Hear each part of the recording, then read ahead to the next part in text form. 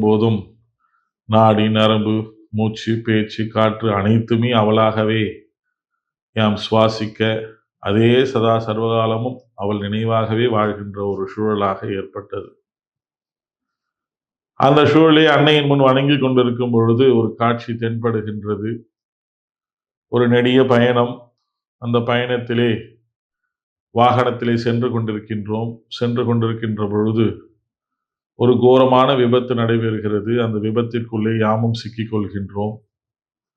ஆனால் அதில் என்னவென்றால், மீண்டு வந்தோமா, உயிரோடு மீண்டு வந்தோமா, அல்லது அத்தோடு என் வாழ்க்கை முடிந்து விட்டதா என்ற விடை தெரியாமல் அந்த விபத்து மட்டும் கண்முன்னே காட்சியாக தெரிகின்றது. நாம் விபத்தில் சிக்கிக் கொள்ளப் போகிறோம் என்று நமக்கு ஒரு மரண பயம், மரண பீதி வந்துவிட்டால் அதன் பிறகு வாழ்கின்ற வாழ்க்கை எப்படி ஒரு நரகமாக இருக்குமோ அப்படி ஒரு சூழல்.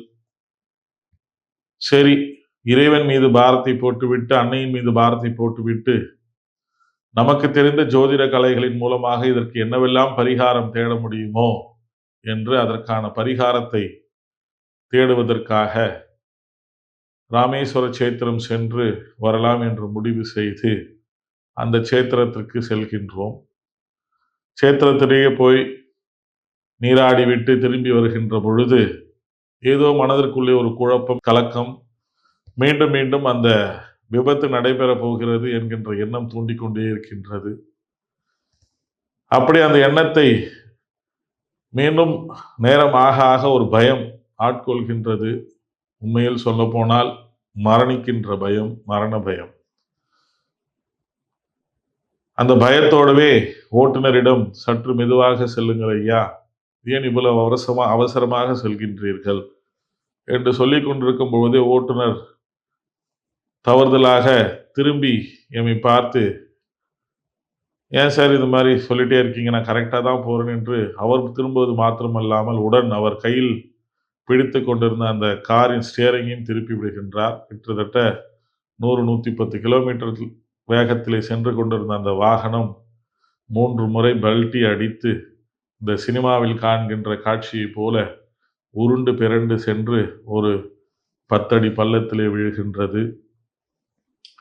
ஆனால் அந்த உருளும் பொழுது ஏற்பட்ட அந்த மரண பயம், பீதி அப்படியே எந்த ஒரு காட்சியாம் அன்னை எமக்கு காட்டினாலோ அந்த காட்சி. ஆனால் ஒரு அதிசயத்தக்க நிகழ்வு என்னவென்றால், எம்முடைய வாகனம் உருள்கிறது.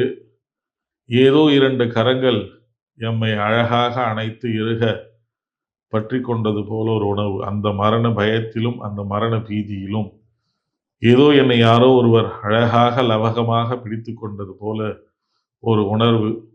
அது உணர்வு மட்டுமல்ல, நிஜம். நிஜத்தில் நான் கண்டது ஒரு உண்மை.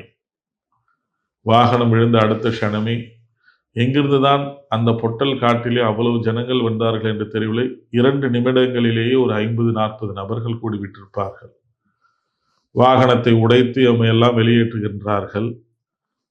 அதிசயத்தக்க நிகழ்வு என்னவென்றால், உடம்பில் ஒரு சொட்டு ரத்தம் கூட இல்லை, ஒரே ஒரு சின்ன கீறல் கூட இல்லை.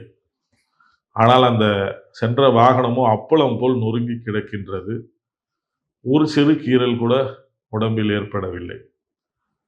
அடுத்த அதிசயத்தக்க நிகழ்வு என்னவென்றால், எடுத்து எம்மையெல்லாம் வெளுத்து எடுத்த அடுத்த க்ஷணமே அந்த வழியாக சொல்லி வைத்தார் போல ஒரு ஆம்புலன்ஸ் வாகனம் வருகிறது.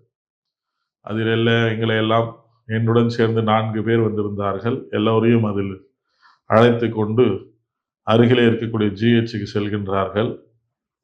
உடன் வந்த 4 நபர்களுக்கு பார்த்துவிட்டு, இது லேசான காயங்கள் தான், ஒன்றும் இல்லை என்று சொல்லிவிட்டு அவர்களுக்கு முதலுதவி செய்தார்கள். ஆனால் என் சரீரத்திலோ எந்த இடத்திலும் ஒரு சிறு கீறலும் இல்லை, காயங்களும் இல்லை. என்னை பரிசோதித்த அந்த மருத்துவர், இவர் மிகவும் ஆபத்தான கட்டத்தில் இருக்கின்றார், உடனடியாக இவரை மதுரை பெரிய மருத்துவமனையில் கொண்டு சென்று அட்மிட் செய்யுங்கள் ஐசியூல என்று சொல்லிவிட்டார். நானும் நன்றாக இருக்கின்றேன், என்னடா என்ன பார்த்து இப்படி சொல்லிவிட்டாரே, நான் நன்றாக தானே இருக்கின்றேன் என்று உணர்விலே ஆம்புலன்ஸில் ஏற்றி என்னை அனுப்பிவிட்டார்கள் மதுரை அந்த ஜிஹெச்சிற்கு. அங்கு போய் சென்று பார்த்தால் வாழ்க்கையிலே முதல் முறை நான் அந்த அவசர பிரிவு ஜிஹெச்சிலே பார்த்த அடுத்த க்ஷணமே இருக்கின்ற பயமெல்லாம் போகிவிட்டது. ஆனால் அதை பார்த்த உடனே ஐயோ, இங்கிருந்து வெளியேறிவிட வேண்டும் என்ற எண்ணம் மட்டும் தோன்றி நான் அங்கிருந்து ஒரு வாகனத்தை பிடித்துக்கொண்டு நம்முடைய இடமான வேலூருக்கு பயணித்தோம். வீட்டிற்கு வந்த பிறகு படுத்தோம். ஆனால் எந்திரிக்க முடியவில்லை. பிறகுதான் தெரிகிறது ஸ்பைனல் கார்டிலே ஒரு மிகப்பெரிய அந்த ஸ்பைனல் கிரன்ச் என்று சொல்வார்கள், அதாவது கம்ப்ரெஷன் ஆகிவிட்டிருக்கிறது என்று. அதன் பிறகு மருத்துவமனைக்கு சென்றோம். 2-3 மாதங்கள் எல்லாம் படுத்த படுக்கையிலேயே ஏற்பட்டது. உணவு முதல் உடல் உபாதைகள் வரை அவ்வளவுதான், இனி நம் வாழ்க்கையே முடிந்து விட்டது என்ற நிலைப்பாட்டிலே சரி இருக்கின்ற சிறிது காலமாவது அன்னையை வணங்கிவிட்டு அவள் பொற்பாதங்களிலே சரணாகதி அடைந்து விடலாம் என்ற நிலையிலே ஒரு 60-90 நாட்களுக்கு மேல் படுத்த படுக்கையாக அவள் நினைவிலேயே வாழ்ந்து வந்தோம்.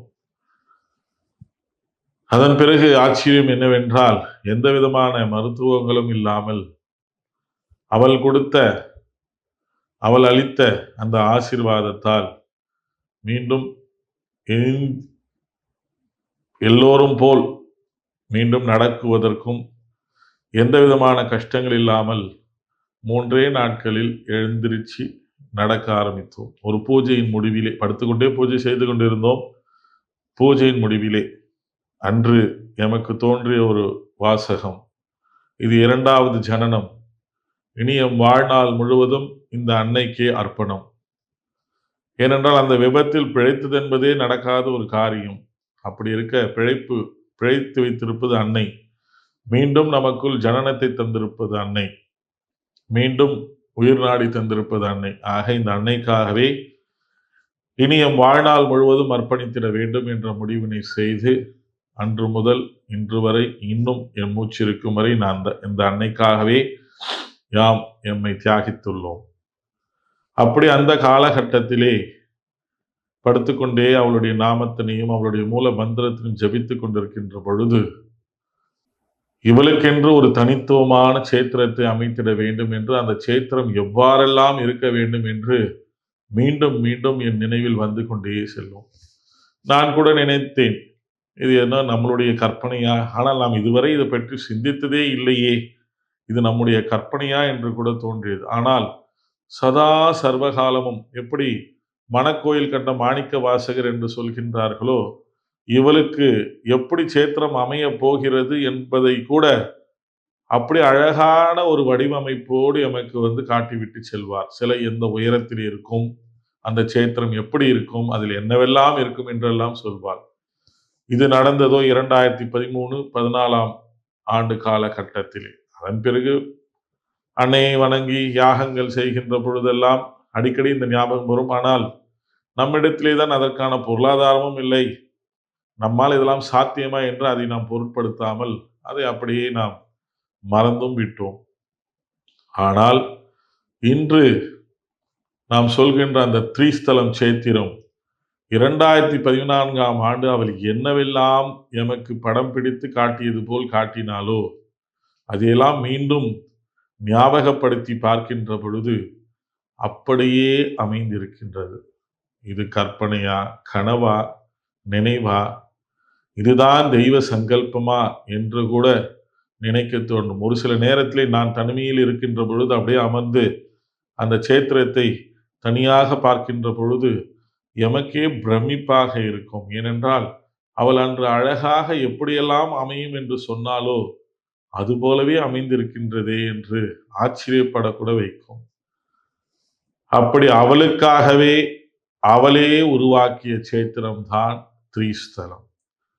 ஏதோ எம்மால் உருவாக்கப்பட்டது, மற்றவர்களால் உருவாக்கப்பட்டது என்று கிடையாது. அவள் இந்த பூலோகத்திலே, இந்த கலிகாலத்திலே, இப்பொழுது நடைபெறுகின்ற இந்த யுகமா, அவளுடைய யுக காலகட்டத்திலே அவளுக்கென்று ஒரு வாசஸ்தலத்தை உருவாக்க வேண்டும் என்று அவளே அவளுக்காக வடிவமைத்து கொண்ட ஒரு சேத்திரம்தான் திரிஸ்தலம் ஸ்ரீ வாராகி சேத்திரம்.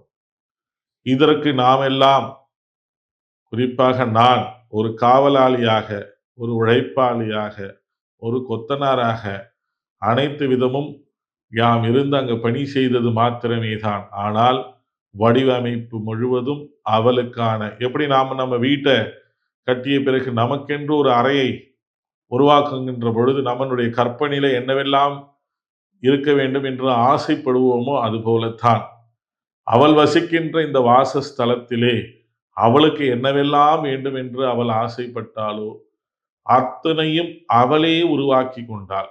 அதுதான் சத்தியமான நிதர்சனமான ஒரு உண்மை. இந்த திரிஸ்தலம் என்கின்ற நாமம் கூட அந்த ஆலயம் அமைந்திருக்கின்ற இடம் வேலூர் பள்ளிகொண்டா. அந்த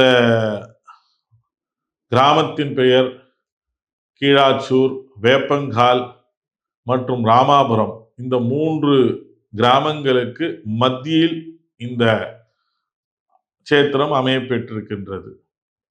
இதை யாம் கீழாச்சூர் என்று சொல்வதா அல்லது வேப்பங்கால் என்று சொல்வதா அல்லது ராமாபுரம் என்று சொல்வதா கூட ஒரு மிகப்பெரிய குழப்பம் எழுந்தது. அந்த நேரத்தில் தான் அன்றைய இரவு பொழுது திடீரென்று மீண்டும் அசரீரி போல அவள் உரைக்கின்றாள். யாம் வாசம் செய்ய வேண்டிய இடத்திற்கு தனியான ஒரு நாமத்தையே சூட்டி விட்டோமே, உனக்கேன் இந்த கவலை என்று சொல்கின்றாள். சடால் என்று எழுந்து பார்க்கின்ற பொழுது எமக்கு ஒலித்துக் கொண்டே இருந்த வார்த்தை தான் த்ரீஸ்தலம், த்ரீஸ்தலம், த்ரீஸ்தலம். அப்படி த்ரீஸ்தலம் என்று வைத்து விட்டோம். ஸ்தலம் தெரியும். ஸ்தலம் என்றால் யுக யுக காலமாக அவ்விடத்திலே ஏதோ ஒரு சக்தி இருந்து அந்த சக்தி பின்னொரு காலத்திலே ஏதோ ரூபத்திலே வெளிப்படுகின்ற இடம் எங்கெல்லாம் இருக்கின்றதோ அதற்கு பேர் ஸ்தலம் என்று சொல்வார்கள். நீங்கள் பார்த்தீங்கன்னா வாயு ஸ்தலம், அக்னி ஸ்தலம் என்றெல்லாம் சொல்வார்கள். இதனுடைய ஆதியை நீங்கள் ஆராய்ந்து கொண்டு சேர்ந்து பார்த்தீர்களேனால் ஸ்தலம் என்கின்ற வார்த்தைகள் எங்கெல்லாம் இருக்கின்றதோ அது இயற்கையாகவே உருவாக்கப்பட்ட இடமாக இருக்கும். ஏதோ ரிஷிமார்களாலோ குருமார்களாலோ சித்த புருஷர்களாலோ அவ்விடத்திலே மிக பிரம்மாண்டமான வேள்வியோ அல்லது பூஜைகளோ அல்லது இதற்கு முன்பு அவ்விடத்திலே மிகப்பெரிய ஆலயங்கள் இருந்து இயற்கை சீற்றத்தால் அழிக்கப்பெற்று மீண்டும் ஒருவருக்கு பெற்று அவ்விடத்தில் சென்ற தீர்க்க தரிசிகளால் அந்த சக்தியை உணரப்பெற்று மீண்டும் அவை பரிணமிக்க வேண்டும் என்பதற்காக அவர்கள் தங்கள் திருக்கலங்களால் அவ்விடத்தினுடைய சக்தியை மானிடர்களுக்காக அவருடைய நன்மைக்காக லோகக்ஷேமத்திற்காக உருவாக்கப்பட்ட இடங்களை எல்லாம் தான் நாம் ஸ்தலம் என்று சொல்வோம். அப்படி இவ்விடத்திற்கும் ஸ்தலம் என்ற நாமத்தை அன்னை சூட்டச் சொல்லியிருக்கின்றாளே, இதன் சூட்சமம் என்னவோ என்று சரி அவள் சொல்லிவிட்டால் வைத்து விடுவோம் என்று த்ரீஸ்தலம். த்ரீஸ்தலம் ஏனென்றால் அடிக்கடி நாம் சொல்வோம் த்ரீசக்தி, 3 பெரும் சக்திகளின் ஒருங்கிணைப்பே அன்னை வாராகி என்று சொல்வோம். இப்பிரபஞ்சத்தில் இருக்கக்கூடிய முப்பெரும் சக்திகளின் ஒருங்கிணைப்பே அவள். முப்பெரும் சக்திகளை தன்னகத்தே உள்ளடக்கியவள். இச்சா சக்தியும் அவளே, கிரியா சக்தியும் அவளே, ஞானா சக்தியும் அவளே. 3 சக்திகளையும் அவள் உள்ளடக்கியதால் அவளுக்கு நாம் ஏற்கனவே யாம் தொன்று தொட்டு வணங்கிய காலம் முதல் அவளுக்கு த்ரீசக்தி வாராகி என்றே நாம் நாமத்தை சூட்டி வணங்கி வருகின்றோம். எம்முடைய பீடம் அமைந்திருக்கக்கூடிய காட்பாடி கோபாலபுரத்திலே அவளுக்கு வந்த நாமம் த்ரீசக்தி வாராகி பீடம். ஆனால் இவ்விடத்திற்கோ த்ரீஸ்தலம் என்ற நாமத்தை சூட்டுகின்ற பொழுது யாம் என்ன புரிந்து கொண்டோம் என்றால், அவள் 3 சக்தியாக பரிணமித்து இருக்கின்ற காரணத்தினால் நமக்கு த்ரீஸ்தலம், 3 சக்திகளின் ஒருங்கிணைப்பு, 3 சக்திகளும் உள்ளடக்கிய இடம், 3 சக்திகளும் அவ்விடத்திலே பரிணமித்து வியாபித்து இருக்கக்கூடிய இடம் என்று அப்பொழுது யாம் அர்த்தம் பெற்றுக்கொண்டு சரி த்ரீஸ்தலம் என்று வைத்து விட்டோம். இங்கிருக்கின்ற அன்னையோ பிரதான அன்னையோ வாராகி. ஆக த்ரீஸ்தலம் ஸ்ரீ வாராகி ஆலயம் வைக்கலாமா என்று யோசித்தோம். சரி, அதற்கான உத்தரவு அன்னையிடத்திலே கிடைக்க பெறவில்லை. சரி, த்ரீஸ்தலம் ஸ்ரீ வாராகி பீடம் என்று வைக்கலாமா? அதுக்கும் அன்னை செவி சாய்க்கவில்லை. த்ரீஸ்தலம் ஸ்ரீ வாராகி கோயில் என்று வைக்கலாமா? அதற்கும் அன்னை இடத்திலிருந்து உத்தரவு பெறவில்லை. சரி, என்னதான் வைப்போம், அன்னையே முடிவு செய்யட்டும் என்று அவளிடத்திலே ஒப்பு வைத்து விட்டு ஒவ்வொரு வியாழக்கிழையும் நமது கோபாலபுரம் த்ரீசக்தி வாராகி பீடத்திலே நடைபெறுகின்ற வினை தீர்க்கும் வியாழன் யாகத்திலே இந்த சந்தேகத்தினை மனதிலே நிலைநிறுத்தி அவளை அந்த யாகத்திலே அவளுக்கும் எனக்கும் ஏற்படுகின்ற அந்த ஸ்பரிசத்தை எம்முடைய எண்ண உணர்வுகளை அவள் அறிந்து கொண்டு எனக்கு அவ்விடத்திலே எண்ணத்தாலே எனக்கு அவள் பதில்களை அளிப்பாள். அப்பொழுது இது நாள் வரை நான் அப்படி எதற்கும் கேள்வி அவளிடத்திலே கேட்காமல் என்னதான்மா உனக்கு நான் அந்த இடத்திற்கு பெயரை சூட்டுவது, எமக்கு ஒன்றும் புரியவில்லையே என்ற ஒரு குழப்பத்திலே அவளிடத்திலே வினவி கொண்டிருந்த பொழுது, அந்த அக்னியிலே தோன்றிய மற்றும் ஒரு வார்த்தை சேர்ப்பு தான் சேத்திரம் என்பது. ஆக ஆலயத்திற்கான இடம் தேர்வு செய்யப்பட்டு அதற்கான நாமத்தை திரிஸ்தலம் ஸ்ரீ வாராகி சேத்திரம் என்று சூட்டப்பெற்றது. சேத்திரம் என்று வைத்து விட்டோம், ஏதோ வேற்று மொழியின் வேற்று பாஷையின் நாமம் போல் உள்ளதே என்ற குழப்பமும் எமக்குள்ளே இருந்தது. அதன் பிறகு அந்த சேத்திரம் என்ற வார்த்தையை சென்று ஆராய்ந்து பார்க்கின்ற பொழுதுதான் தெரிந்தது, ஒரு தெய்வத்தை பல ரூபத்தில், அதாவது ஒரு பிரதான தெய்வம், அந்த இடத்திற்கு அந்த பிரதான தெய்வத்தையே பல ரூபங்களாகவும் அவளுடைய பல அவதாரங்களாகவும் அல்லது அவளுடைய அந்த பல நாமத்திற்கு ஏற்றார் போல பல சொரூபங்களாக வடிவமைக்க பெற்று நாம் எங்கு வணங்குகின்றோமோ அதற்கு சேத்திரம் என்று பெயர். அதாவது நம்ம மூலஸ்தானத்துல ஒரு தெய்வத்தை வச்சிருப்போம். உதாரணத்துக்கு விநாயக பெருமான் என்று வைத்துக் கொள்வோம். மூலஸ்தானத்துல விநாயகர் இருப்பார், ஆனால் கோஷ்டத்திலே வெளியே சுற்றி வருகின்ற பொழுதெல்லாம் சிவன், முருகர், இப்படி பல ரூபங்கள் இருக்கும். இதற்கு ஆலயம் என்றோ திருக்கோயில் என்றோ நாமத்தை சூட்டுவோம்.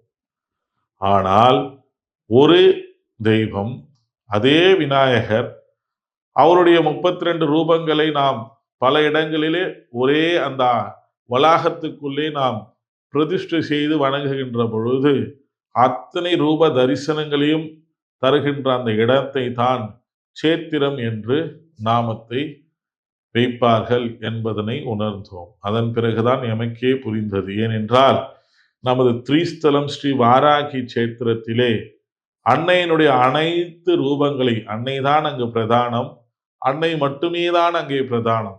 எங்கு திரும்பினாலும் அன்னை வாராகி இருப்பாள், பல பல ரூபங்களிலே பல பல தரிசனங்களை தந்து கொண்டு.